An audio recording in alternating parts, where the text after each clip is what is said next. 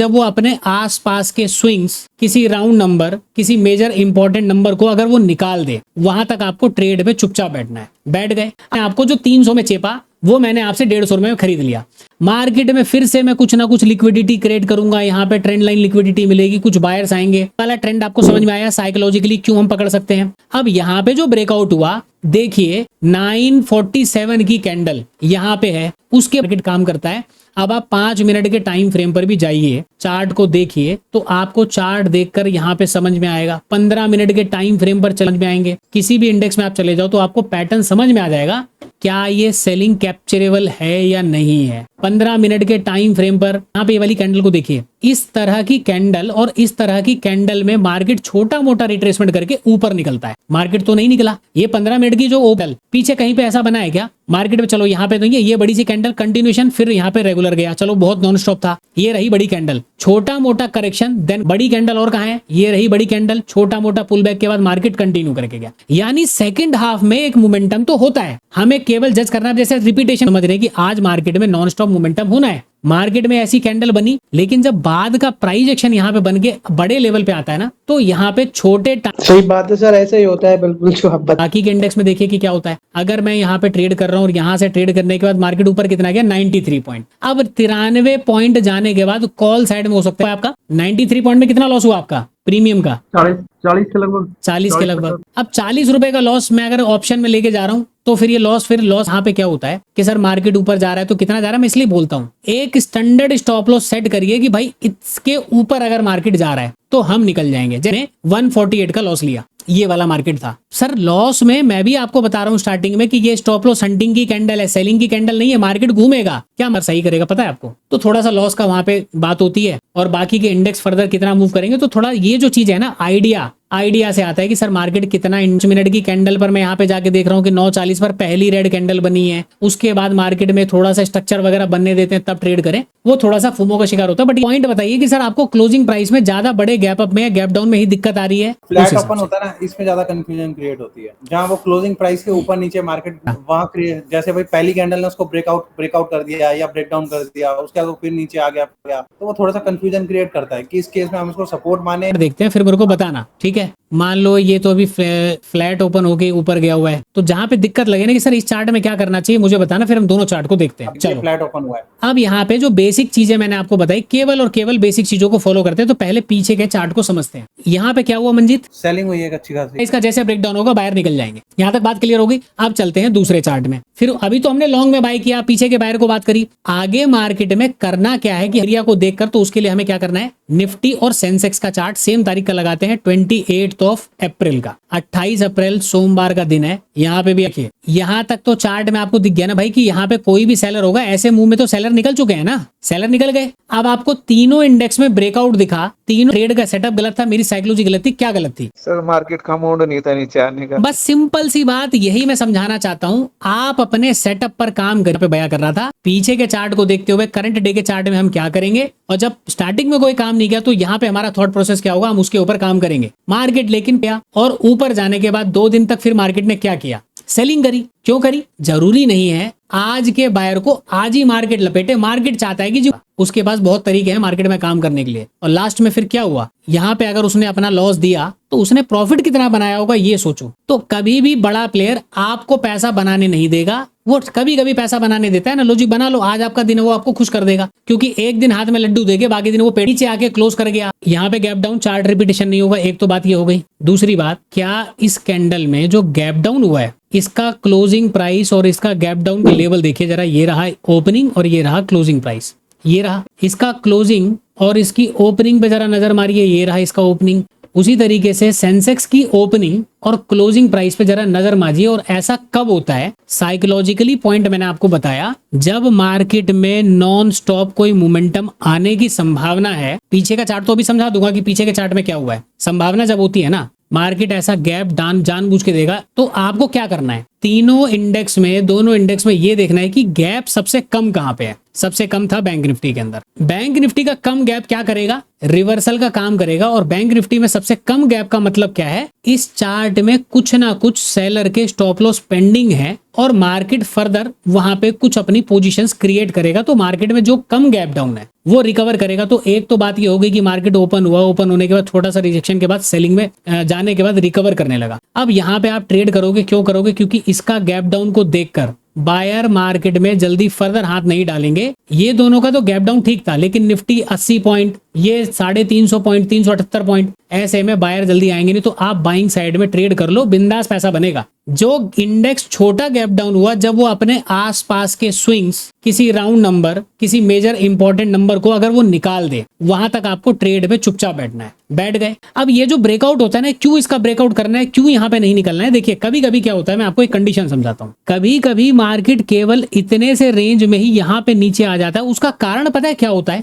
और कभी कभी छोटा सा ब्रेकआउट में मार्केट नीचे आ जाता है, और कभी कभी मार्केट ब्रेकआउट के बाद फिर से एक ब्रेकआउट देता है और उसके बाद मार्केट नीचे आता है। इन तीनों पैटर्न में एक चीज सिमिलर है। उस सिमिलर पॉइंट को आपको समझ लेना है। अगर मार्केट यहीं से मोमेंटम करके डाउन साइड आ रहा है, इसका मतलब जो बड़े प्लेयर्स हैं उनके पास उतनी ही क्वांटिटी थी कि बाकी की क्वांटिटी उन्होंने डिस्ट्रीब्यूट कर दिया बायर्स को। अब उनके पास क्वांटिटी नहीं है, वो मार्केट को यहीं से नीचे लेके आएगा। अगर उनके पास क्वांटिटी है, अगर उनको डिस्ट्रीब्यूशन, क्या क्या होता है? एक्यूमुलेशन, एक्यूमुलेशन के बाद ट्रैप, ट्रैप के बाद हंटिंग, और हंटिंग के बाद डिस्ट्रीब्यूशन। डिस्ट्रीब्यूशन क्यों होगा भाई? जो माल मैंने आपको चेपा है, रिटेल को जो माल चेपा गया, अब यहाँ पे क्या हो रहा है ना, आपने माल में पैसा बना लिया। अब आपको अपना माल बेचना है। बेचने का मतलब आपने अगर बाइंग किया और बाइंग करने के लिए आपको अब अपना प्रॉफिट बुक करना है, तो आपको एक काउंटर पार्टी चाहिए जो मार्केट के अंदर आपका सौदा खरीदे। और आपका सौदा खरीद गया, खरीदने के बाद अब आप मार्केट से एग्जिट लोगे, तो अब आपको क्या करना पड़ेगा? यहाँ पे बैठ के एक रेंज। अब ये रेंज कैसे बनता है? मैंने मान लो SBI का कोई स्टॉक चुन लिया और SBI के साथ साथ मैंने HDFC का एक स्टॉक चुन लिया। कैश मार्केट में मैंने यहाँ पे आके एक पोजीशन को क्या किया, छोटा सा पहले सेलिंग की, मार्केट नीचे आया, फिर मैंने मार्केट में बाइंग की, मार्केट ऊपर गया, फिर मैंने सेलिंग करी। ऐसे करके मैंने मार्केट का एक ब्रेकआउट तैयार करवाया। कैश मार्केट में पैसा लग रहा है मेरा ऊपर के लेवल पे, यहाँ प्रॉफिट बन चुका है। अब क्या हुआ? ये छोटा सा ब्रेकआउट हो गया। जब मैंने देखा कि छोटे से ब्रेकआउट में मैंने 1 लाख क्वांटिटी ली और वो 1 लाख क्वांटिटी डिस्ट्रीब्यूट हो चुकी है, तो मेरे को ब्रेकआउट फर्दर दिखाने की जरूरत नहीं है, मैं मार्केट में काम कर लूंगा। लेकिन अगर मेरे को लग रहा है कि मेरी क्वांटिटी 1 लाख में से केवल 70,000 क्वांटिटी अभी डिस्ट्रीब्यूट होगी, बाकी की क्वांटिटी नहीं जा रही, मेरा पोजीशन एग्जिट नहीं हो रहा, मैं मार्केट में क्या करूंगा? अब मैनिपुलेशन करूंगा कि फिर स्टॉक में फिर सेलिंग दिखाऊंगा, कुछ सेलर आएंगे। अब इन सेलर को मार्केट में फिर से क्या होगा? फिर एक मोमेंटम दिखाऊंगा। तो मैंने क्या किया? ब्रेकआउट दे दिया। इस ब्रेकआउट पर पूरी की पूरी 1 लाख क्वांटिटी अगर मेरी डिस्ट्रीब्यूट हो गई, तो मैं अपने प्रॉफिट को बुक करूंगा। मार्केट फिर फर्दर नीचे जाएगा। क्यों जाएगा वो बताता हूं। अगर यहाँ पे मैंने देखा कि 90,000 क्वांटिटी तो मेरी निकल गई, लेकिन 10,000 क्वांटिटी अभी भी बची है, और देख रहा हूं कि किसी ऑपरेटर को अभी तक पता नहीं लगा, ऐसे में फर्दर मैं मार्केट में कुछ ना कुछ पैटर्न बना के एक कैंडल ऐसा बना दूंगा जिसमें कि बायर्स फिर से एंट्री करें। यानी वो बची हुई 10,000 क्वांटिटी कोई खरीदने को तैयार हो गया तो मैं चेप दूंगा, उसके बाद मेरा काम खत्म। अब बायर क्या करेगा? जिसने यहाँ पे बाय किया, जिसने यहाँ पे बाय किया, वो इंतजार में है किस चीज के? अब अपन प्रॉफिट बना के निकलेंगे। मैंने अपना प्रॉफिट कर लिया बुक, मेरे सारी क्वांटिटी चली गई। अब एक बात ध्यान रहे, मैंने यहां से बैठ के यहां तक अपना पैसा बनाया और यहाँ पे जो मैंने स्टॉक में जो पैसा लगाया वो निकालने के बाद अब आपको जो माल चेपा है, मैंने सस्ते रेटों पे, महंगे रेटों पे जो माल चेपा, अब वो माल आप कब छोड़ोगे? आपने यहाँ पे कॉल बाय करी 300 रुपए का प्रीमियम, 340 गया, ठीक है। अब 340 पर मैंने स्टॉक के अंदर फिर से क्या किया? सेल करना शुरू कर दिया। स्टॉक में सेल करा। अब स्टॉक में जो सेल करूंगा वो तो मेरा नेट टू नेट लॉस है, क्योंकि मैं ही सेल कर रहा हूं, मैं ही प्राइस को गिरा रहा हूं, मेरा तो लॉस है, क्योंकि मैं तो अपना पैसा लगा रहा हूं। वहां पे एक्चुअल में कोई बायर तो है नहीं, मैं तो केवल सेलर तो है नहीं, मैं तो केवल अपना पैसा लगा के मार्केट को नीचे कर रहा हूं। अब कैश में सेलिंग करूंगा तो उसका इंपैक्ट स्पॉट में आएगा। मैंने स्पॉट में अगर कोई मोमेंटम होता है तो उसका इंपैक्ट फ्यूचर में पड़ेगा, और फ्यूचर में कोई इंपैक्ट होता है तो उसका इंपैक्ट ऑप्शन में पड़ेगा। तो मैंने क्या किया? 340 रुपए की कॉल को राइट कर दिया, मान लीजिए राइट कर दिया या जो भी कर दिया। उसके बाद मैंने कैश में सेलिंग करी, क्योंकि मुझे पता है कि कैश में सेलिंग करूंगा तो फ्यूचर और ऑप्शन दोनों में इंपैक्ट पड़ेगा।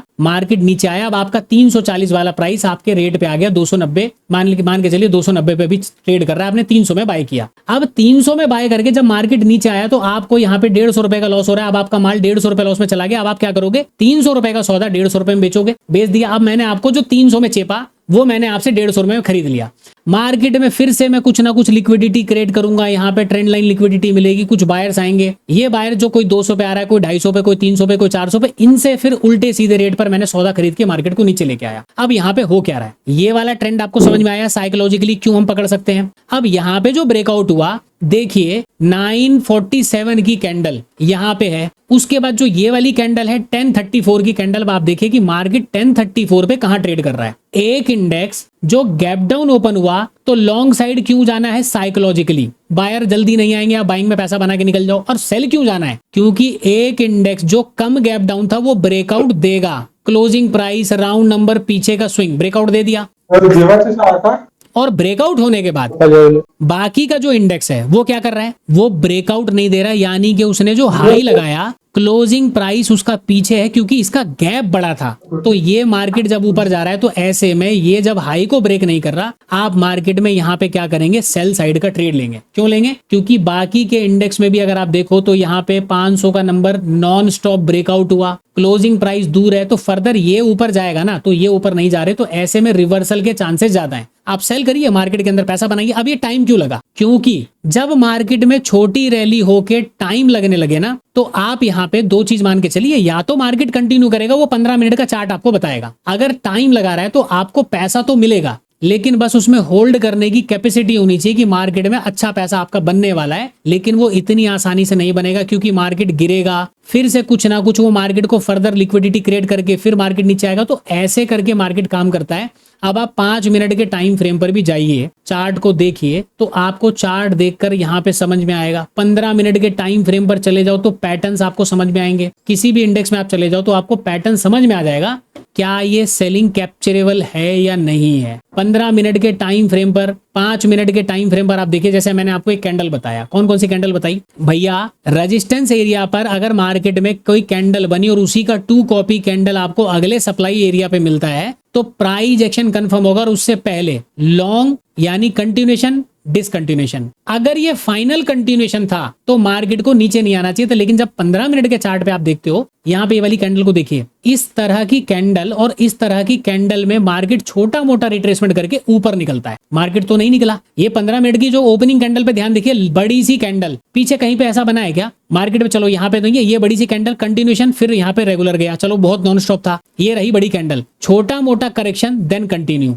मार्केट के अंदर फिर से देखो रिजेक्शन कैंडल, जहां पे रिपीटेशन ना हुआ हो, यहाँ पे एक बड़ी कैंडल बनी, एक डीप करेक्शन के बाद प्रॉफिट, अच्छा प्रॉफिट बना। मार्केट ने कितना टाइम लगाया, यहाँ पे मार्केट जब गिरा बेस बना के फिर से वैसी कैंडल बनी, लेकिन इस कैंडल की साइकोलॉजी को चेंज करने के लिए नीचे आके फिर देखो मोमेंटम कैसा हुआ, मार्केट में मोमेंटम हुआ, बड़ी कैंडल और कहां है, ये रही बड़ी कैंडल, छोटा मोटा पुल बैक के बाद मार्केट कंटिन्यू करके गया। यानी सेकंड हाफ में एक मोमेंटम तो होता है, हमें केवल जज करना है। जैसे रिपीटेशन कहीं पे देखो, रिपीटेशन कहां पे हुआ है, मान लो मैं आपको चार्ट रिपीटेशन बताता हूं, यहाँ पे चार्ट रिपीटेशन हुआ, कैसे हुआ, इस दिन सेम तरह की कैंडल बन के छोटा करेक्शन करके प्राइस एक्शन कंफर्म करके टोटल मार्केट डाउन आ गया। इस दिन मार्केट ने केवल पैटर्न बनाया, लेकिन मार्केट कंटिन्यू कर गया। ये साइकोलॉजी को मिलाकर जब हम पैटर्न्स को देखते हैं तो हम इस तरीके के चार्ट को समझ रहे हैं कि आज मार्केट में नॉन स्टॉप मोमेंटम होना है। मार्केट में ऐसी कैंडल बनी, लेकिन जब बाद का प्राइस एक्शन यहाँ पे बन के बड़े लेवल पे आता है ना, तो यहाँ पे छोटे टाइम फ्रेम पर आप जाओगे तो ये मूव कैप्चर करोगे, बट उसमें टाइम लगेगा। पूरा कैप्चरेबल सेटअप है। अब बात आएगी सर ये कैप्चरेबल था तो लॉस रिकवर क्यों नहीं किया, यही तो डिसिप्लिन मैं सिखाना चाहता हूँ ना, कि जब एक बार लॉस आपका हो गया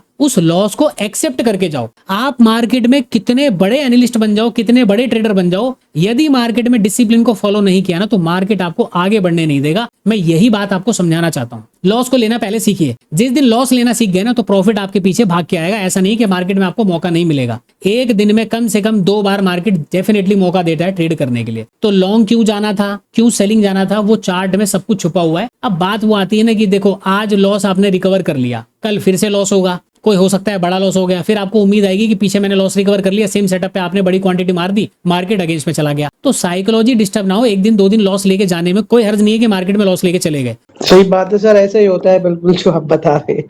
चलो जी, अब किसी और को कोई क्वेश्चन है तो बताइए, अदरवाइज हम अपने चलते हैं टॉपिक के ऊपर। मतलब आपका एक्सपीरियंस जानना चाहता हूँ कि ओवर ट्रेडिंग पे शुरुआत में कंट्रोल हो सकती है या 1-2 साल निकलने के बाद ही कंट्रोल होगी? सर देखो, ऐसा नहीं है कि शुरुआत में कंट्रोल नहीं हो सकती, ऐसे बहुत सारे बंदे, हमारे ग्रुप में एक बंदा था रोहित था ना, इस बंदे को ज्यादा से ज्यादा 6 महीने का एक्सपीरियंस था, जो अभी कुछ दिन पहले क्लास में आया था। 6 महीने के एक्सपीरियंस में इस बंदे ने सबसे पहले एक चीज एक्सेप्ट कर ली, लॉस लेना। कि सर मेरा जिस दिन लॉस हो जाता है मैं उसके बाद सेकंड या थर्ड ट्रेड करके लॉस रिकवर करने की कोशिश नहीं करता। एक ये भी बंदा है जिसको 6 महीने हो गए, उसको समझ में आ गया कि लॉस तो लेना ही है और मार्केट में लॉस होगा, लेकिन मार्केट से लड़ना नहीं है, फाइट नहीं करना, ओवर ट्रेडिंग को इसने पहले समझ लिया। इसके पास वो थॉट कहां से आया? एक बंदे ऐसे भी थे जिनको 4 साल हो गए, सर 4 साल हो गए मैं ओवर ट्रेडिंग रोक ही नहीं पा रहा, सब कुछ सही है सर, मैं डायरेक्शन आइडेंटिफाई कर ले रहा हूँ, कैंडल आइडेंटिफाई कर ले रहा हूँ, एंट्री पता कर लेता हूँ, पैसा भी बना लेता हूँ, लेकिन मैं 10 दिन का पैसा मार्केट में 11वें दिन पूरा का पूरा देके जाता हूँ, चाहे वो मैंने 2 लाख रुपए क्यों ना बनाए। एक ये बंदा है 4 साल का, इनके सोच में केवल फर्क है, केवल और केवल सोच में। तो रोहित, ओवर ट्रेडिंग कोई बंद नहीं करा सकता, जब तक आपने इसको सीरियस नहीं लिया ना, इसको एज ए बिजनेस नहीं लिया, तब तक ओवर ट्रेडिंग बंद नहीं होगी। उसके नाम, जैसे कि आपने फ्लैश बॉय का नाम सुना होगा, फ्लैश बॉयज का कितने लोगों ने नाम सुना है? ये मिशेल लेविस करके है कि जिसने पहली बार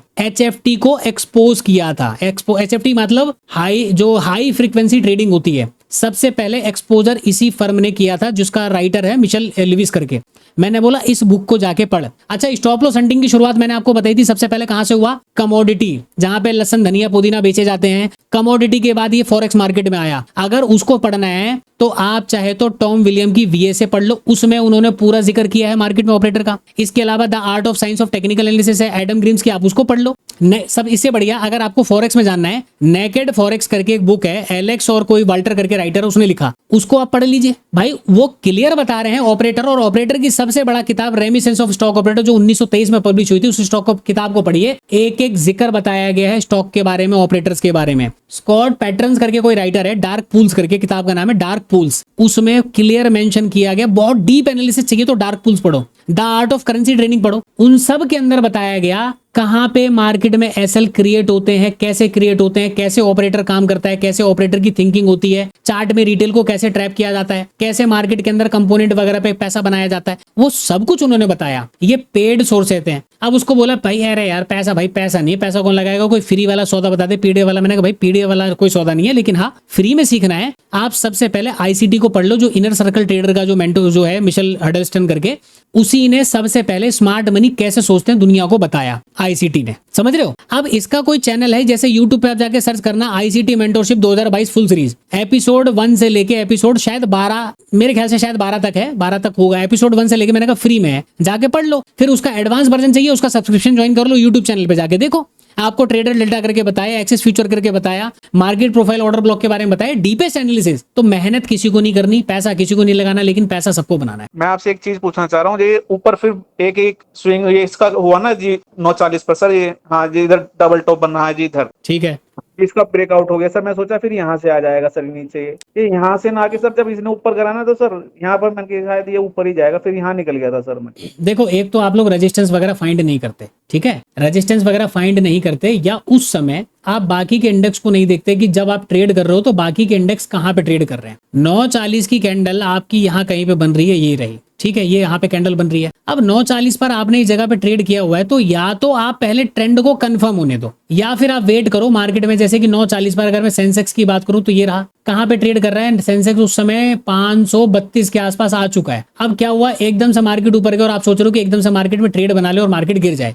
या तो इंडेक्स का चुनाव गलत कर पा रहा हूं, या फिर मैं थोड़ा सा अर्ली एंट्री कर रहा हूं। ये अर्ली एंट्री क्यों हो रही है? फोमो की वजह से। अच्छा, मार्केट में 940 के बाद मार्केट और ऊपर कितना गया, 600 कितना रेजिस्टेंस था, मैं एक बार बताता हूं। मैंने जो रेजिस्टेंस निकाला था उस समय 663 का निकाला था। कितने का निकाला था? 663। कहां गया 663? एक बार मुझे मार्क करने दो, 663 का ही रेजिस्टेंस है क्या? यहां तक आ गए। ये कहां पे आ रहा है? 665। और मार्केट ने हाई कितना लगाया था? 663-64 के आसपास का हाई लगाया। तो एक तो रेजिस्टेंस मेरे को बैंक निफ्टी में समझ में आ रहा है। अगला जो रेजिस्टेंस मिलेगा वो 663-64 के आसपास मिलेगा, एक बात। दूसरा, मैंने यहाँ पे आपको कोई भी राउंड नंबर का रेजिस्टेंस नहीं बताया, और जो भी बताया वो 680 के आसपास बताया हुआ है। बाकी के इंडेक्स में देखिए कि क्या होता है। अगर मैं यहाँ पे ट्रेड कर रहा हूँ और यहाँ से ट्रेड करने के बाद मार्केट ऊपर कितना गया, 93 पॉइंट। अब 93 पॉइंट जाने के बाद कॉल साइड में हो सकता है कि आपके स्टॉप लॉस में कितना प्रीमियम लॉस हुआ है आपका? 93 पॉइंट में कितना लॉस हुआ आपका प्रीमियम का? 40 के लगभग। 40 के लगभग। अब 40 रुपए का लॉस मैं अगर ऑप्शन में लेके जा रहा हूँ तो फिर ये लॉस क्या है ना, फिर तो वही वाली बात है कि मैं इंडेक्स देख के कर रहा हूँ। इंडेक्स में भाई कोई इंडेक्स 56,000 70,000 पे ट्रेड कर रहा है और उसमें मैं 40 रुपए का लॉस ले रहा हूँ, वो लॉस की कैपेसिटी नहीं है। तो आपने एंट्री करने के बाद अब यहाँ पे क्या होता है कि सर मार्केट ऊपर जा रहा है तो कितना जा रहा है, मैं इसलिए बोलता हूँ एक स्टैंडर्ड स्टॉप लॉस सेट करिए कि भाई इसके ऊपर अगर मार्केट जा रहा है तो हम निकल जाएंगे। जैसे कि अभी लास्ट टाइम का मार्केट था जिस दिन मैंने 148 का लॉस लिया, ये वाला मार्केट था सर। लॉस में मैं भी आपको बता रहा हूँ स्टार्टिंग में कि ये स्टॉप लॉस हंटिंग की कैंडल है, सेलिंग की कैंडल नहीं है। मार्केट घूमेगा, क्या मार्केट घूमा नहीं कि नहीं घूमा, घूम गया, चलो वो मैंने आपको बाद में बताया कि मैंने लॉस रिकवर कर लिया था। अब यहाँ पे जो कैंडल नीचे आई ना, उम्मीद पूरी है, सेटअप पूरा है, मैं आपको चार्ट में लाइव में बता रहा हूँ, लेकिन पॉइंट वाइज मैं यहाँ पे अपने जो लॉस का कैपेसिटी वो पूरा होगा तो मैंने दे दिया। अब यहाँ पे मैं 40 पॉइंट का ऐसा रखूंगा तो मार्केट फिर गलत प्रूफ करके फिर मार्केट कितनी बार सही करेगा पता है आपको। तो थोड़ा सा लॉस का वहां पे बात होती है और बाकी के इंडेक्स फर्दर कितना मूव करेंगे, तो थोड़ा ये जो चीज है ना आइडिया से आता है कि सर मार्केट कितना इंडेक्स और कितना कौन मूव करेगा। फिर 5 मिनट की कैंडल पर मैं यहाँ पे जाके देख रहा हूँ कि 9:40 पर पहली रेड कैंडल बनी है, उसके बाद मार्केट में थोड़ा सा स्ट्रक्चर वगैरह बनने देते हैं तब ट्रेड करें, वो थोड़ा सा फुमो का शिकार होता है। बट ये एक्सपीरियंस से धीरे धीरे आ जाएगा आपको। मुझे पॉइंट बताइए कि सर आपको क्लोजिंग प्राइस में ज्यादा बड़े गैप अप में या गैप डाउन में ही दिक्कत आ रही है? फ्लैट ओपन होता है ना, इसमें ज्यादा कंफ्यूजन क्रिएट होती है। जहाँ वो क्लोजिंग प्राइस के ऊपर नीचे मार्केट मूव करना शुरू करता है ना, अच्छा, वहाँ जैसे भाई पहली कैंडल ने उसको ब्रेकआउट कर दिया या ब्रेक डाउन कर दिया, उसके बाद वो फिर नीचे आ गया, तो वो थोड़ा सा कंफ्यूजन क्रिएट करता है कि इस केस में हम इसको सपोर्ट माने या ना माने, रेजिस्टेंस माने या ना माने। चलो मैं चार्ट देखता हूँ, यहाँ पे कोई चार्ट देखते हैं फिर मेरे को बताना, ठीक है। मान लो ये तो अभी फ्लैट ओपन होके ऊपर गया हुआ है, तो जहाँ पे दिक्कत लगे ना कि सर इस चार्ट में क्या करना चाहिए मुझे बताना, फिर हम दोनों चार्ट को देखते हैं। जैसे यही चार्ट है जो आपने खोला हुआ है, ठीक है। अब देखो, अब ये फ्लैट ओपन होके एक तरीके से उसका सपोर्ट लेके चला गया, ठीक है, राइट। हाँ फ्लैट ओपन हुआ, क्लोजिंग प्राइस का सपोर्ट लिया, 800 का नंबर ब्रेकआउट किया, 54,900 तक गया, 54,900 के बाद पीछे का स्विंग था वो ब्रेक किया और 55,000 भी ब्रेक कर गया। अब यहाँ पे समझ नहीं आ रहा कि भैया पहली कैंडल में क्या करें और आखिरी कैंडल में क्या करें। बस यहाँ स्केल शुरू हो ठीक, जाता है, चलो फ्लैट ओपन हुआ है। अब यहाँ पे जो बेसिक चीजें मैंने आपको बताई, केवल और केवल बेसिक चीजों को फॉलो करते हैं। तो पहले पीछे के चार्ट को समझते हैं। यहाँ पे क्या हुआ मंजीत? सेलिंग हुई है अच्छी खासी। उसके बाद यहाँ पे क्या हुआ मंजीत? रिकवरी हो गई, रिकवरी हो गई, तकरीबन 50-60% रिकवर कर गया। अब मार्केट में जो आसपास के सेलर्स आए, वो सेलर्स मार्केट में उसको वार्निंग दे दे, तो इतना तो हम मानते हैं ना कि भाई इस रेंज तक के सेलर तो निकल गए होंगे। हाँ बिल्कुल निकल गए इस रेंज तक के सेलर। बिल्कुल, अब बच गए टॉप पर किसी ने सेल किया, हाँ, और उसके पास 55,000 का नंबर भी पड़ा हुआ है। मार्केट खुलता है और नॉन स्टॉप कैंडल बनाए, तो पहली 3 कैंडल में क्या आप कोई ट्रेड कर पाओगे? नहीं कर पाओगे, पहले 3 कैंडल में ट्रेड नहीं कर पाओगे। लेकिन अगर पहली कैंडल ग्रीन को देखकर मैं यहाँ से मेजर करूं राउंड नंबर, कितना पॉइंट है? 240 पॉइंट, ठीक है। अगर मैं यहाँ पे लॉन्ग जाऊं तो मैं लॉन्ग क्यों जाऊं, उसके पीछे पहले कुछ चीजों को समझ लेते हैं। मान लो कि मेरे को सेल करना है, तो मैं क्या देखूंगा पीछे के चार्ट में क्या होनी चाहिए। अगर पहली कैंडल बनने के बाद मान लीजिए पहली कैंडल ग्रीन बनी है, आपको यहाँ पे कहीं पे सेल भी करना है, तो आप पहले क्या देखोगे? पीछे बायर के एसएल होने चाहिए। बिल्कुल। अच्छा, अगर मार्केट यहाँ से जब यू टर्न लेके गया तो बायर के एसएल इस चार्ट में कहाँ पड़े हैं, जरा वो अंदाजा लगाओ। बायर के एसएल कहाँ पड़े हैं? देखो भाई, बायर के एसएल 54,200 के लगभग, 54,200 का सपोर्ट लेके मार्केट ऊपर गया।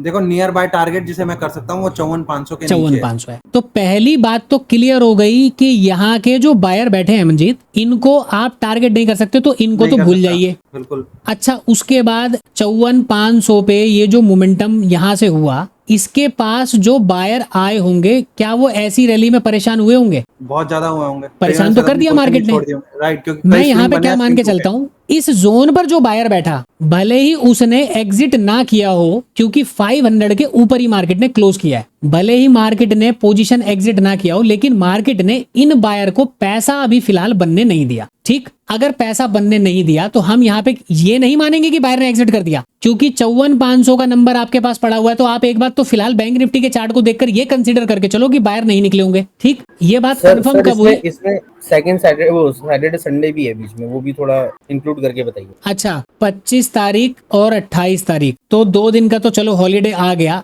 चलो ठीक है, 2 दिन के हॉलीडे को भी पकड़ लेते हो, ना भी पकड़े तो एक बात तो अभी कंफर्म आप मान सकते हो ना, अगर 2 दिन के हॉलीडे को छोड़ भी दे तो बायर तो अभी एग्जिट नहीं करके गए होंगे। इतना तो हम कंसीडर कर सकते हैं ना मंजीत। अगर मार्केट में बायर बैठे होते और 54,500 का नंबर पास में है, तो पहली कैंडल कैसी बननी चाहिए? रेड बननी चाहिए थी सर। पहली कैंडल सर 500 के नीचे से रेड बननी चाहिए थी, क्लोजिंग प्राइस से नीचे 500 के नंबर के नीचे कुल मिला के रेड कैंडल बननी चाहिए थी। ये बात पहली मान के चलो, आपने बोला पहली कैंडल रेड बननी चाहिए, हाँ, बिल्कुल। बात बिल्कुल ठीक है। हाँ। अच्छा, अब बात करते हैं लोकेशन की। ऊपर अगर रेड कैंडल बनती तो मार्केट में क्या पॉसिबिलिटीज थी? 500 का ब्रेकडाउन पे कौन काम करने आएगा? सेलर आएगा सर, फिर और बायर पीछे के बायर कहाँ जाएंगे? निकल जाएंगे वो। उसके बाद आप क्या करोगे? फाइन। ठीक, ये पॉइंट भी आपको समझ में आ गया। अब यहाँ पे ध्यान दें, अगर मार्केट में बायर के एसएल पड़े हैं, क्योंकि 54,500 के ऊपर ही मार्केट क्लोज करके गया, हॉलीडे को हटा भी दो, पहली कैंडल क्या बनी? ग्रीन। अगर पीछे के बायर को टारगेट करना है तो मार्केट क्या करना चाहिए? पहले डाउन साइड में आना चाहिए या पहले आसपास स्विंग या 500 का नंबर ब्रेकआउट करना चाहिए? और ऊपर का स्विंग निकालेगा फिर वो। डेफिनेटली। अगर मार्केट में फ्लैट ओपनिंग में कंसीडर हुई ग्रीन कैंडल और पीछे बायर पड़े हुए हैं और आपको बायर को टारगेट करना है, तो आपके पास दो चॉइस है। फर्स्ट चॉइस, ब्रेकआउट के बाद मार्केट में सेलिंग करो, ठीक है, अभी मैं वो भी समझाऊंगा। दूसरा चॉइस, मार्केट में आपको लगता है कि भाई बायर के एसएल तो है लेकिन मार्केट ने ग्रीन कैंडल बनाया और पास में स्विंग है, तो जब तक मार्केट बायर को ट्रैप नहीं करेगा मार्केट नहीं गिरने वाला, क्योंकि मार्केट क्या करेगा? या तो डायरेक्ट जाएगा या तो मार्केट ट्रैप करेगा। दो ही कंडीशन है, तीसरा कोई मार्केट के पास कंडीशन नहीं है। अब ऐसे में जब ग्रीन कैंडल बनी तो मैं यहाँ पे लॉन्ग हो जाता हूं आसपास के स्विंग के साथ। 55,000 का नंबर है, इसके ब्रेकआउट पर मार्केट में मैं पैसा बना लूंगा। यहां तक बात आपको समझ में आएगी कि यहाँ पे आप लॉन्ग जाओगे तो क्यों जाओगे? क्योंकि जो मार्केट यहां से ऊपर जाके 55,000 का नंबर ब्रेकआउट कर गया, इसका मतलब यहाँ पे अब 50% डाउट है कि बायर शायद ही बैठे हो, नीचे वाले को हम टारगेट कर नहीं सकते। और ऐसी कंडीशन में वापस मार्केट जब डाउन साइड में ब्रेकडाउन करेगा तो टारगेट बड़े नहीं होने चाहिए, क्योंकि अब ये लो और क्लोजिंग प्राइस का जैसे ब्रेकडाउन होगा बायर निकल जाएंगे। यहां तक बात क्लियर होगी। अब चलते हैं दूसरे चार्ट में। फिर अभी तो हमने लॉन्ग में बाय किया, पीछे के बायर को बात करी। आगे मार्केट में करना क्या है कि हमको सेलिंग करनी है नॉर्मल एरिया को देखकर, तो उसके लिए हमें क्या करना है? निफ्टी और सेंसेक्स का चार्ट सेम तारीख का लगाते हैं, 28 अप्रैल का। 28 अप्रैल सोमवार का दिन है, यहाँ पे भी आ जाओ, 28 अप्रैल सोमवार का दिन। और तीनों चार्ट को देखकर जरा अंदाजा लगाते हैं मार्केट में कहां पे कैसे कैसे क्या हुआ। चलो जी, सबसे पहले सेंसेक्स की बारी। सेंसेक्स में क्या हो रहा है? यहाँ पे जो भी बायर आए हैं, सेंसेक्स की क्लोजिंग कहां पे हुई? 79,000 के ऊपर, और मार्केट ने गैप दिया और गैप के बाद मार्केट सीधा ऊपर चला गया। तो अब इस गैप से जो हायर पॉइंट स्टार्टिंग में लगा 79,000 कितने पॉइंट दूर हो गया? 583 पॉइंट दूर। क्या मार्केट में यहां पे सेल करोगे आप? अब टाइमिंग, कौन कौन सी टाइमिंग देखो। 55,000 का नंबर कहां पे ब्रेकआउट हुआ? ये वाला कैंडल कितने बजे? 9:27 की कैंडल है। 59,000 का नंबर ब्रेकआउट किया उस समय। बैंक निफ्टी टॉप पे चल रहा है, निफ्टी और सेंसेक्स कहां पे चल रहे हैं? अपना करंट डे का हाई ब्रेकआउट नहीं किया। नाउ अब ऐसे में सवाल ये आता है, आपको मार्केट में सेल करना है। तो देखिए, ये तीन कैंडल को आप देखो। यहां पे मैंने स्टार्टिंग में जो सवाल आपसे पूछा कि क्या यहां पे इमीडिएट बायर आ जाएंगे? नहीं आएंगे। यहां तो बायर नहीं आए। बायर कहां पे आने शुरू हुए? 50,000 के ब्रेकआउट पे, यानी कि मार्केट में यहां पे बायर आने शुरू हुए। अब केवल और केवल ये ब्रेकआउट हायर लेवल का हुआ, ये जो पहला स्विंग लगा है यहाँ पे तो बायर आए हैं। अब तुरंत मार्केट यहीं से रिवर्सल कर जाए, क्योंकि ये इंडेक्स अभी ऊपर नहीं गया, तो मार्केट को अगर डाउन साइड जाना है तो मार्केट क्या करेगा? छोटा मोटा ब्रेकआउट दे। क्यों दे? क्योंकि यहाँ पे जस्ट बायर ने एंट्री करी तो उसको छोटा मोटा प्रॉफिट दिखने दो, थोड़े से बायर की संख्या और बढ़ने दो, क्योंकि यहाँ तक तो कोई काम ही नहीं हुआ। फिर यहाँ पे कोई ट्रेड नहीं करेगा क्योंकि 55,000 का नंबर है। जब हायर पॉइंट को मार्केट ने निकाल के क्लोज कर दिया, बड़ी वाली कैंडल, यहाँ पे बाइंग शुरू हुई है और छोटा सा ही तो प्रॉफिट मार्केट ने दिखाया। उसके बाद ये भी ब्रेकआउट कर चुका है, ये भी ब्रेकआउट कर चुका है। अब आप यहाँ पे डिसाइड करो, प्रीवियस चार्ट को छोड़कर क्या करंट डे के बायर को हम टारगेट नहीं कर सकते? यहाँ पे सेलिंग करके कर सकते हैं कि नहीं कर सकते हैं? ब्रेकआउट के बाद back to back green candle बनी, तो बैंक निफ्टी में ये टॉप वाला कैंडल पकड़ लो, यानी रेड कैंडल पहली बार कहां पे बना? सेंसेक्स में 939, निफ्टी के अंदर ये रहा 939 और क्या। अब आप बताओ, क्या यहाँ पे सेल नहीं करोगे आप? सर लेकिन बैंक निफ्टी में तो ऊपर स्विंग है ना सर। मैं तो ये सर मार्केट में मैंने आपको ये स्विंग, देखिए यहां तक तो चार्ट में आपको दिख गया ना भाई कि यहाँ पे कोई भी सेलर होगा। ऐसे मुंह में तो सेलर निकल चुके हैं ना, सेलर निकल गए। अब आपको तीनों इंडेक्स में ब्रेकआउट दिखा, तीनों इंडेक्स में राउंड नंबर का ब्रेकआउट दिखा और मार्केट आ गया यहाँ पे। क्या यहाँ पे सेल करके हम पैसा नहीं बना पाएंगे मार्केट के अंदर? बना लेंगे सर, बना लेंगे ना। तो मैंने तो अपने कॉन्सेप्ट पे सेल किया। अब मार्केट मेरा ऐसे ले गया तो मेरा कंसेप्ट गलत था, मेरा ट्रेड का सेटअप गलत था, मेरी साइकोलॉजी गलत थी। क्या गलत थी? सर मार्केट का मूड नहीं था नीचे आने का। बस सिंपल सी बात यही मैं समझाना चाहता हूं। आप अपने सेटअप पर काम करिए। अब लॉन्ग जाना था, क्यों जाना था? डाउन जाना था, क्यों जाना था? लॉन्ग काम कर गया, पुट काम नहीं करके गया, पुट ने आपके स्टॉप लॉस ले लिए। बस सिंपल सा ये चार्ट, ये कहानी यहाँ पे बयां कर रहा था। पीछे के चार्ट को देखते हुए करंट डे के चार्ट में हम क्या करेंगे, और जब स्टार्टिंग में कोई काम नहीं किया तो यहाँ पे हमारा थॉट प्रोसेस क्या होगा, हम उसके ऊपर काम करेंगे। मार्केट लेकिन 55,000 के नीचे नहीं आया, मार्केट कंटिन्यू यहाँ से ऊपर चला गया,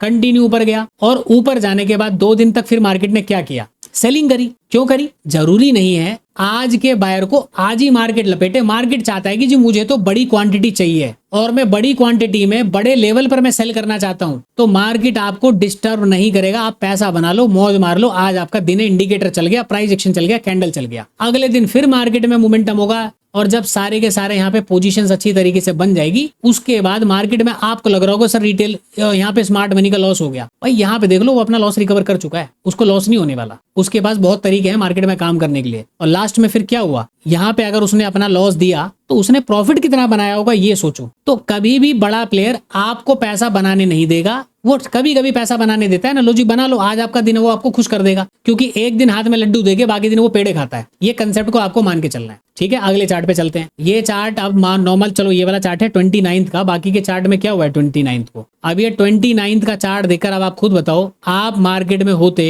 ओपनिंग आपको ऐसी मिलती, ऊपर चार्ट में कोई स्टॉप लॉस नहीं है, डाउन साइड में बायर्स बैठे हुए हैं, और कम से कम बायर्स नहीं भी बैठे तो स्टॉप लॉस क्रिएशन तो होगा। कहां तक होगा, 55,500 का नंबर आपको दिख रहा है, यहीं से मार्केट ऊपर गया, तो यहाँ पे क्या बाइंग करोगे आप। कल मार्केट ने चार्ट बनाया, रिपीट नहीं किया, ऐसे ही चार्ट बनता है ऊपर चला गया ना, करेक्शन के बाद ऊपर चला गया। अब आपको चार्ट रिपीटेशन दिख रहा है, गैप अप के मामले में ऊपर कोई एसएल नहीं दिखाई दे रही, नॉन स्टॉप रैली हुई, आप यहाँ पे कुछ नहीं करोगे और मार्केट में सारे इंडेक्स में इस प्रकार के मोमेंटम हुए। अब आप यहाँ पे सेल करना ज्यादा पसंद करोगे कि बाय करना ज्यादा पसंद करोगे, जो भी डिसीजन होगा उसके बेसिस पर काम करिए। ये ट्रेड आपका पूरा कैप्चरेबल है, मार्केट में कैप्चर कर लिया आपने ट्रेड। सर चार्ट शो नहीं हो रहा सर, क्या नहीं हो रहा, चार्ट शो नहीं हो रहा। अरे हो रहा है। किसको सो नहीं हो रहा है सर, चार्ट चल रहा है दोस्त, फिर से वहीं आ गए तो घूम फिर के यार। अब 30 तारीख के चार्ट पे देखिए कितनी वॉलेटिलिटी है। यहाँ पे क्या सोचोगे, क्या थिंकिंग लगाओगे यहाँ पे कि ऑपरेटर क्या कर रहा है, पता लग पाएगा नहीं। फुटप्रिंट छुपाए जा रहे हैं, यहाँ पे बड़े प्लेयर के फुटप्रिंट छुपाए जाते हैं। अब वो किसी न्यूज के बेसिस पे हो, किसी अदर चीज के बेसिस पे, वो फुटप्रिंट छुपा रहे हैं। सर जैसा ये चार्ट बना है ना, ये थोड़ा कंफ्यूजन क्रिएट करता है। देखो इससे पहली कैंडल ने क्लोजिंग प्राइस को ब्रेक किया,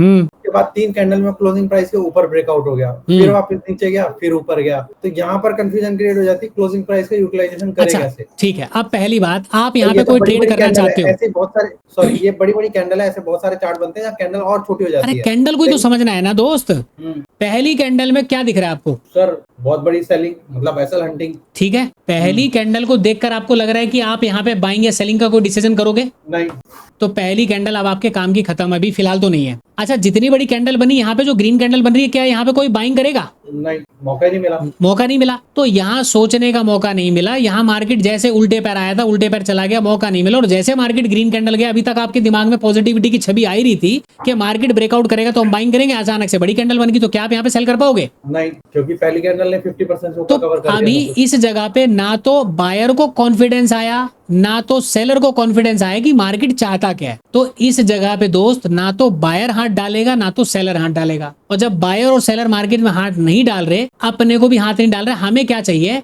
बड़ी कैंडल ने लालच दिया सेलर्स को कि मार्केट बहुत पैनिक है। अचानक से बड़ी बड़ी ग्रीन कैंडल बनी, अब यहाँ पे बायर को, सेलर को थोड़ा सा डाउट हुआ, यार शायद मेरी आंखें खराब है, मार्केट में बाइंग का पोजीशन ज्यादा हो रहा है, और बायर को कॉन्फिडेंस आ रहा है, फिर से मार्केट यहाँ पे बड़ी कैंडल बनाया। अब दोनों कंफ्यूज कि मार्केट चाहता क्या है। अब जब दोनों कंफ्यूज है ना, तो दोनों में से किसी एक के हाथ में हलवा पूड़ी आने दो। मार्केट ने क्या किया, अपर लेवल पे जाके रेजिस्टेंस लिया, तो छोटा मोटा हिमाकत करके किसी ने सेल किया होगा, मार्केट ने ब्रेकआउट दे दिया। अब यहाँ पे जो दोनों की साइकोलॉजी चल रही थी, एक पॉइंट पर आके दोनों की साइकोलॉजी सेम हो गई कि यहाँ पे केवल बाइंग करते हैं। मानते हो ये बात? हाँ बिल्कुल, दोनों की साइकोलॉजी सेम हो गई ना। और जब दोनों की साइकोलॉजी सेम हुई, तब मार्केट ने अपना असली रूप डाउन साइड में दिखाया। तो हमें ओपनिंग कैंडल में केवल ये डिसाइड, क्योंकि जैसे आप सोच रहे हो पहली कैंडल को देखकर यार मार्केट में कितनी अच्छी सेलिंग कैंडल बनी, अपन सेल करेंगे, उसी तरीके से दोस्त जब अचानक से मार्केट घूमा होगा ना, जिसके दिमाग में सेलिंग का ख्याल नहीं होगा, उसको अब आ रहा होगा कि यार मार्केट पॉजिटिव है, और जो सेलिंग के लिए सोच रहा था उसके मन में डाउट क्रिएट हो गया,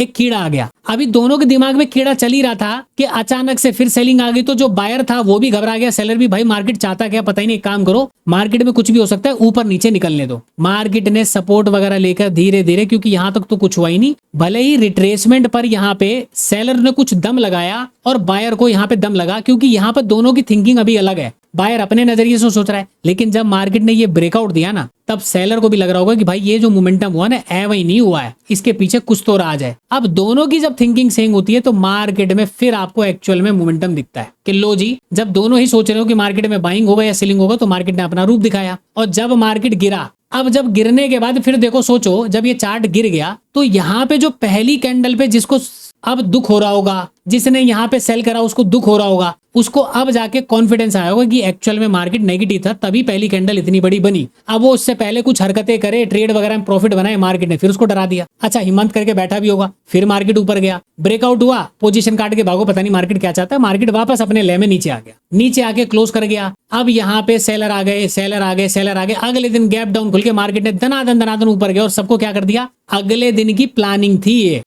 ऑपरेटर ने तो यहाँ पे काम कर लिया, वो यहाँ पैसा बना चुका है। अब ये जो मोमेंटम हुआ ना, केवल कैश मार्केट में अगले दिन की प्लानिंग के लिए कि तुम यहाँ पे खरीद लो, मैं तुमसे सारी पोजीशन को छीन लूंगा, और छीनने के बाद जब वो पैसा वगैरह बुक करता है तो जिसको सस्ता माल दिया हुआ है, महंगा माल दिया हुआ, उन्हीं से महंगा माल सस्ते में खरीदने के लिए तैयार हो जाता है। ये होती है स्टॉप लॉस हंटिंग की कहानी। भाई पहले आपको उसने क्या किया, उसने बोला गिरा लो, मैं तुम्हारे साथ हूं, तुमने गिरा लिया, पोजीशन लेके चले गए। अगले दिन वो आपकी जो पोजीशन जो आपने 300 रुपए में बेचा, अब 300 से 350 हुआ, 400 हुआ, 500 हुआ। यहाँ पर मार्केट में मोमेंटम करवा रहा है वो, जानबूझ के मोमेंटम पैसा लगवा रहा है ताकि आप अपनी क्वांटिटी छोड़ो, और छोड़ने के बाद उसने क्या किया, अच्छे रेट पे उठाया, और अच्छे रेट पे उठाने के बाद जो यहाँ पे लोग आए उनसे भी पोजीशन छीनता हुआ मार्केट नीचे आ गया। यही तो हो रहा है फ्लैट ओपनिंग में। तो ओपनिंग कैंडल को थोड़ा सा जज करो कि ओपनिंग कैंडल कब बन रही है, कैसे बन रही है, वहां पे कोई बायर सेलर आ पाएंगे कि नहीं आ पाएंगे, और खासकर जहां पे वॉलेटाइल मार्केट है ना, वहां पे आप नजर डालो। वहां पे जब दोनों की थिंकिंग एक जैसी हो जाती है, उसके बाद मार्केट मैक्सिमम टाइम क्या करता है, वो दोनों की थिंकिंग जब एक जैसी हो जाती है,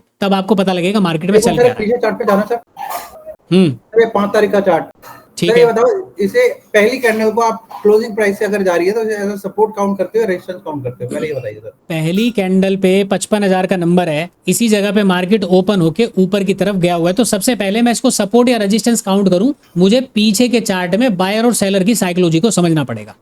ठीक है। अच्छा, क्लोजिंग कहाँ पे हुई है बाबूजी? साइकोलॉजिकल नंबर के पास। ठीक। अब यहाँ पे मार्केट गिरने के बाद जब मार्केट बेस बनाता है तो मैंने आपको किसको टारगेट करने के लिए बताया हुआ है? ऑब्वियसली बायर को, बायर आएगा पहले। हाँ। कि भाई पहले बायर को टारगेट कर लो, बायर के स्टॉप लॉस होंगे क्योंकि क्लोजिंग उस हिसाब से हुई है, सेलर को हमें टारगेट नहीं करना है। हाँ, ये बात बताई हुई है। दूर हो गया। हाँ, अब यहाँ पे देखो कि स्टॉप लॉस पड़े हैं नीचे, इसको टारगेट करना नहीं, और मार्केट ने क्लोजिंग प्राइस और राउंड नंबर का सपोर्ट लेके एक ग्रीन कैंडल बना दी। मतलब समझ रहे हो ग्रीन कैंडल का? मार्केट ने ग्रीन कैंडल बना दी, आसपास के स्विंग मार्केट ने ब्रेकआउट कर दिए, पड़े स्टॉप लॉस नीचे हैं। तो एक्चुअल में मार्केट अगर डायरेक्टली यहाँ पे कोई ग्रीन कैंडल बनाता, रेड कैंडल बनाता, तब हम लोग छोटे मोटे यानी बड़ी कैंडल के बाद हम रिट्रेसमेंट पर सेल करके सेलिंग में ही पैसा बनाते हैं, तो हम ट्रेंड फॉलो करते हैं। लेकिन मार्केट में सेलर को टारगेट करना नहीं, और ऐसी कंडीशन में बायर के स्टॉप लॉस पड़े और क्लोजिंग प्राइस का सपोर्ट लेके मार्केट ऊपर गया, तो मैं उसको एज ए ट्रैप कंसीडर करूंगा। पहली कैंडल को हम देखते हैं क्लोजिंग प्राइस से सपोर्ट और रेजिस्टेंस के तौर पे। देखो अगर विक वाली कैंडल है ना तो उसको छोड़ दो, ठीक है। विक वाली कैंडल होगी तो छोड़ दें, विक वाली कैंडल को छोड़ दो। दूसरा, मार्केट में स्टॉप लॉस पास में ही पड़े हैं, और पास में पड़ने के बाद अगर मार्केट सपोर्ट ले रहा है तो उसको सपोर्ट कंसीडर कर लो। ठीक है सर, ठीक है। अगर स्टॉप लॉस पड़े हैं तो उसको सपोर्ट कंसीडर कर लो, सपोर्ट मान लो। अब इस चार्ट में मैं आपसे दो चीज और पूछता हूँ। स्विंग पड़ा हुआ है सर। क्या बोल रहे हो सर? ऊपर सेलर्स का भी तो स्टॉप लॉस पड़े हुए हैं सर, स्विंग है ना अरे सर, भाई ऊपर। कहाँ पे सेलर के स्टॉप लॉस कहाँ पे पड़े हुए हैं? मार्केट में बायर के स्टॉप लॉस पास में पड़े हैं, सेलर के स्टॉप लॉस पास में पड़े हैं। आप मार्केट के ट्रेंड में किसको टारगेट करते हो? भाई जब ट्रेंड जो होता है, हम ट्रेंड में उन्हीं को टारगेट करते हैं ना जिसके अगेंस्ट में ट्रेंड होता है। 55,000 से पहली कैंडल 55,300 चलेगी तो 500-600 भाई 55,200 यहाँ पे ब्रेकआउट कर गया, स्विंग का ब्रेकआउट कर गया, और लगे हाथ दूसरे इंडेक्स को भी देख लो ना भाई, दूसरे इंडेक्स में भी कुछ पैटर्न वैटर्न बने हैं कि नहीं बने? मैं अभी दोबारा एक सवाल पूछूंगा अभी आपसे, अभी तो मैं आपको यहाँ पे सारी चीजें बता ही रहा हूँ। अब दूसरी बात, मैं आपसे जो इंपॉर्टेंट क्वेश्चन पूछने वाला हूँ वो ये पूछने वाला हूँ, मैंने अभी आपको चार्ट में समझा दिया, बाहर बैठे हैं आप। इसी जगह पे एक तो सेल करोगे तो क्यों करोगे, मैं आपको सिर्फ इतना आंसर कर देता हूँ, क्योंकि आपको केवल बायर को टारगेट करना था। तो आप यहाँ पे यानी कि मैं यहाँ पे होऊंगा तो मैं इस जगह पे ट्रेड कर लूंगा। अगर मुझे केवल और केवल बायर को टारगेट करना है, कौन से बायर को? ये जो बायर बैठे हुए हैं, एक बात। दूसरी बात, मार्केट में पिछले दिन एक बड़ी लॉन्ग कैंडल के बाद कंटिन्यूशन गया, तो मैं यहाँ पे मानता हूं कि बड़ी कैंडल के बाद कंटिन्यूशन नहीं जाएगा, मार्केट नीचे जाएगा या रिट्रेसमेंट करके ऊपर जाएगा। तो एक बात तो खत्म हो गई, इसीलिए मैं यहाँ पे सेल करूंगा। लेकिन मैं आपसे क्वेश्चन ये पूछना चाहता हूँ, मैंने तो चलो सेल कर लिया, मार्केट में नीचे आया, एक्चुअल में यहाँ पे सेलिंग का ट्रेड ज्यादा बेस्ट था या यहाँ पे ब्रेकडाउन के बाद बाइंग का ट्रेड ज्यादा बेस्ट था? मैं ये पूछना चाहता हूँ। तो ये क्वेश्चन है इसमें, अगर अगर नीचे स्टॉप लॉस पड़े तो पड़े, एक कैंडल तो बहुत बड़ा बना दिया, उसमें कोई बायर आए नहीं होंगे, तो नीचे आ जाना चाहिए था ना सीधा, पहला कैंडल नीचे आ जाना चाहिए था ना। दोबारा बोलिए। जो पहला कैंडल बना है वो ग्रीन कैंडल बना है, उसमें तो कोई बायर आए नहीं होंगे, ठीक है। तो उसको बायर को ही टारगेट करना था, ऊपर जाने का मतलब क्या था उसका? अगर ऊपर स्टॉप लॉस नहीं है तो ऊपर जाने का मतलब वो कुछ समझ में नहीं आ रहा। अच्छा क्या होना चाहिए था यहाँ पे, ये बताइए। अगर बायर्स को टारगेट करना, सीधा नीचे आ जाना चाहिए था ना इसको। अच्छा बायर्स को टारगेट करना है तो सीधा नीचे आ जाए। हाँ, मैं वही सोच रहा था, अगर ऊपर सेलर्स का स्टॉप लॉस नहीं है। कौन देगा इसका आंसर, बताओ जी, कौन देगा इसका आंसर? यहाँ पे थोड़ी बहुत तो होप देगा ना, बायर्स को होप तो देगा ना। तो फिर सेलर्स को और प्रॉफिट हो जाता ना भाई, फिर सेलर्स को निकालता कैसे मार्केट भाई? सेलर्स को वार्निंग देनी थी, इसलिए तो 55,000 से गया, 55,000 के नीचे पहले चला जाता तो सेलर को कॉन्फिडेंट हो जाता, कॉन्फिडेंस करके भाई वो 55,000 के नीचे से जाके फिर सेलर को निकालने के लिए 200-300 तक की रैली जाता, फिर नीचे आता। उसे जाना नीचे ही था, लेकिन भाई ऊपर से पहले से सेलर को वार्निंग देनी थी। फर्क इतना है वो कैंडल होल्ड नहीं करी और इतनी बड़ी थी तो हम यहाँ पे सेल करते हुए डरते। ठीक है, उसके ये बाद पॉइंट, दूसरी ये लास्ट वाला पॉइंट पकड़ लो। इतनी बड़ी कैंडल देखकर सेलर यहाँ पे अभी क्या करेगा, सोचेगा समझेगा कि बाय करूं सेल करूं, और मार्केट जब तक अपने जोन में आएगा तब तक उसका काम कंप्लीट हो चुका होगा पीछे के बायर को टारगेट करने का। अब हम यहाँ पर बाय कर सकते हैं। अगर डायरेक्ट रेड कैंडल बनती तो मार्केट में फर्दर मार्केट के अंदर सेलर वगैरह ऐड हो जाते हैं। इसी वजह से मार्केट में कुछ हाइप क्रिएट करने के लिए, या मार्केट में जरूरी नहीं है जो मैं बातें बोल रहा हूँ वही सही है, मार्केट के अंदर सर प्री ओपनिंग सेशन भी होता है जहां पे बायर और सेलर दोनों के बाइंग सेलिंग के ऑर्डर स्टॉक के अंदर लगे होते हैं, फ्यूचर के अंदर लगे होते हैं, बिड एंड आस्क क्वांटिटी लगी होती है। उसके बेसिस पर मार्केट के अंदर स्टार्टिंग की मोमेंटम भी डिसाइड होती है कि स्टार्टिंग कितना मोमेंटम आया, ऑपरेटर ने देखा अच्छा बेटा बहुत ज्यादा क्वांटिटी लगी लो मार्केट में, यहीं से मार्केट को नीचे लेके जाता हूं मैं। तो ये भी पॉसिबिलिटीज होती है। हमें हर एक कंडीशन को सोचकर चलना है, लेकिन हमें अपना इतना ध्यान रखना है कि हमको टारगेट किसको करना है। जिसको टारगेट करना है पहली कैंडल का मकसद, उस हिसाब से आपको चेक करके चलना है। भाई तो अगर कैंडल पॉइंट पे जाओगे तो पहली कैंडल पे, दूसरी कैंडल पे आप सेल नहीं कर पाओगे, क्योंकि वो कैंडल इतनी बड़ी है कि वो आपको सेलिंग का मौका नहीं देगा। दूसरी बात, दूसरे इंडेक्स आपको कंफ्यूज कर देंगे, तो वो सब चीजों को देखकर करना पड़ता है काम। अब ये तो बताओ इसका आंसर, आपने हमें कंफर्म नहीं किया कि यहाँ पे बाइंग करते हैं सेलिंग। भाई आप तो सेलिंग कर लेते, ठीक है, हमारे लिए क्या सही होता, बाइंग की सेलिंग? देखो पिछले दिन आपने अगर ये कैंडल देख ली तो आप यहाँ पे आप भी सेलिंग कर सकते हो। ठीक है, अच्छा, आप भी सेलिंग कर सकते हो इस जगह पे, और मार्केट यहाँ से 300 पॉइंट की रैली करके आएगा तो सेलिंग में तो पैसा आपका भरपूर बन चुका होगा। ठीक, अब 300 पॉइंट गिरने के बाद बाकी के इंडेक्स को मैच कर लीजिए ना। यहाँ पे जब मार्केट ने लोअर लेवल पे आया 939 पे, बाकी के इंडेक्स क्या कर रहे हैं, गैप अप की कंडीशन में होल्ड कर रहे हैं। तो मैं यहाँ पर बाइंग क्यों नहीं करता? मतलब सॉरी, मेरा रीजन इसलिए डिफरेंट होता कि मैं गैप अप देखता तो मुझे इतना पता था कि इस दो इंडेक्स को देखकर, गैप अप को देखकर सारे के सारे बैंक निफ्टी में बाइंग कर रहे होंगे, जिसकी वजह से बैंक निफ्टी से बायर्स को निकलवाया जाएगा और एक नीचे का ट्रैप बनेगा। दूसरी बात, अगर मार्केट 280 तक आया ना तो थोड़ा सा और ऊपर चला जाता, सेलर पूरे निकल ही जाते, वो वार्निंग देके क्यों रुक के आ गया? देखिए अभी फिलहाल के चार्ट में आप इतना देखिए, अगर पीछे वाले सेलर को तो मैंने बोला कि हम टारगेट नहीं करेंगे। हाँ, क्या मार्केट ने पूरे दिन उसको टारगेट किया? सॉरी सर, मार्केट ने क्या पूरे दिन पीछे के सेलर को टारगेट किया? नहीं किया। मार्केट में इस जगह पे सेलिंग क्यों बनी वो तो मैंने आपको समझा दिया, ठीक है ना। हाँ बिल्कुल, ये सही कह रहे हो आप। हाँ, ये मेरा कॉन्फिडेंस था कि मैंने यहाँ पे सेल किया। हाँ, मंजीत का कॉन्फिडेंस नहीं है, मंजीत सेल करे, मंजीत यहाँ पे कुछ और अपॉर्चुनिटी ढूंढ रहा है। अब मंजीत ने देखा मार्केट ऊपर से आके बायर्स को निकाल चुका है, क्योंकि 55,000 कंसोलिडेशन के बाद ब्रेकडाउन हो चुका है। बिल्कुल, मेरे को ये दिखेगा। ब्रेकडाउन के बाद मार्केट यहाँ पे रुका हुआ है, तो मंजीत बाकी के चार्ट में देखा गया कि गैप एक अच्छा है,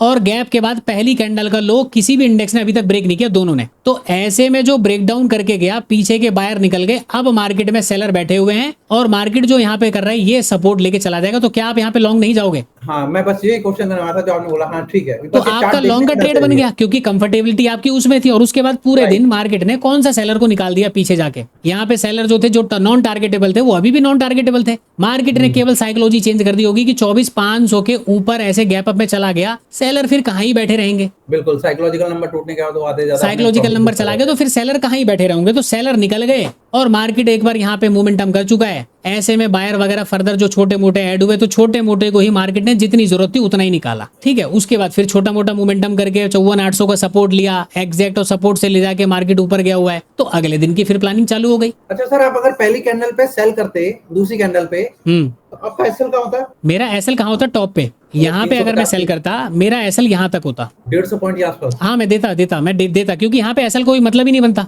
यहाँ पे एसएल का कोई मतलब नहीं है। वो तो इक्वल हाई लग सकता है या थोड़ा सा M pattern definitely market double top बनाने, इक्वल हाई बनाने के लिए मार्केट इस रेड कैंडल का तो ब्रेकआउट कर सकता है, क्योंकि बाकी के इंडेक्स में गैप है, तो हो सकता है गैप में वो छोटा सा ब्रेकआउट करे तो मार्केट ऊपर आ जाए। सिंपल मैं यहाँ पे एसएल रख के बैठूंगा, इसके ऊपर एसएल नहीं दूंगा मैं। और टारगेट कहां तक रहते हैं, नीचे मुझे साइकोलॉजिकल नंबर दिख रहा है तो मैं कम से कम ये साइकोलॉजिकल नंबर का ब्रेकडाउन मान के चलता है कि ये ब्रेकडाउन होगा, तो अगर ये लो है 995 का तो 960 940 का मेरा टारगेट होना था। राइट, समझ गया। ये है चार्ट। 1 घंटे की रिकॉर्डिंग हो गई, तो फिलहाल तो मैं यहाँ पे बंद करता हूँ ताकि इसको हम लोग सही से यूटिलाइज कर पाए।